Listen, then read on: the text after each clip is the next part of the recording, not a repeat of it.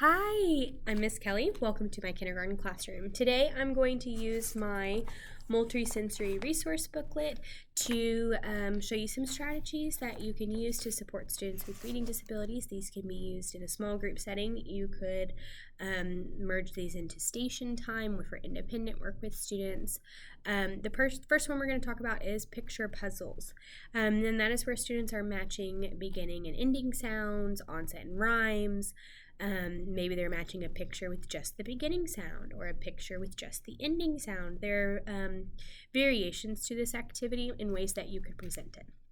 So first I would start, if I'm modeling this for the student, I would start by having them sort the cards into two groups. So they're going to sort the rhyme, and then they're going to sort that onset into two different groups. So I'm going to do that now, just so I can show you what that looks like. And for these specific picture puzzles, each of the rhyme has the picture that goes along with it. And so students will be responsible for either identifying the blend, the initial blend, or the initial sound that they hear in that word. So now that I am finished, almost done sorting the onset and rhymes, I can kind of show you what that looks like. So looking at this first one, you're going to be reading it backwards, but for this, the ending and the rhyme is ought. Looking at where the arrow is pointing, it is pointing to the spot. So students would be responsible for identifying the sp blend, the initial blend. And so I'm going to look through my stack of blends that I already sorted. So I'm not looking through a bunch of cards. It kind of condenses it down. And I'm going to look for definitely the S at the beginning, so the letter S. And students might get confused at first, and they might recognize that this is an S, but that next sound, st, is not the same as sp.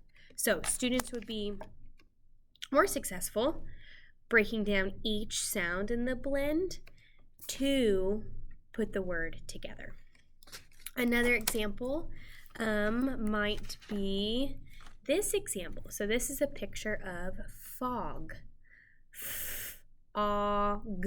So the missing sound here is f. So students would, again, look through their little deck of initial sounds, whether that's blend or just letter sounds, and they're going to identify that letter. And so afterwards, I would practice with students, and I would have them decode this and break it down by sounds. F, a, g. I also think it's helpful if they're tapping, and then they're blending, and then they're reading the whole word. For example, I might say fog, fog, fog. So each time I lessened the support that I was giving this student, or it's a support that they're doing. So they're starting by just tapping each sound, and then they're kind of chunking it, and they're blending the onset and the rhyme, and then the final time they're just reading it.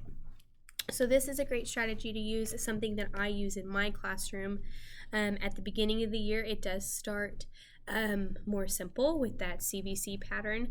As the year goes on, we start to introduce digraphs and blends, or we start to introduce silent E words, and so the words do become more complex and the spelling patterns are more complex. And I never introduced or put this into a station without teaching it explicitly first. And this is a fan favorite in my classroom. So this is something that my kids pick up and do daily, and so this is a good daily practice that they can do independently, or I can use in small group, or you could practice with your own students at home, or this is a strategy that you could share with parents and suggest that they use. These are things that can easily be found on the internet to support parents and students and classroom practices. So in the next video, we'll look at another strategy for multisensory learning, and then we'll go from there. Thank you for listening. I wish you luck.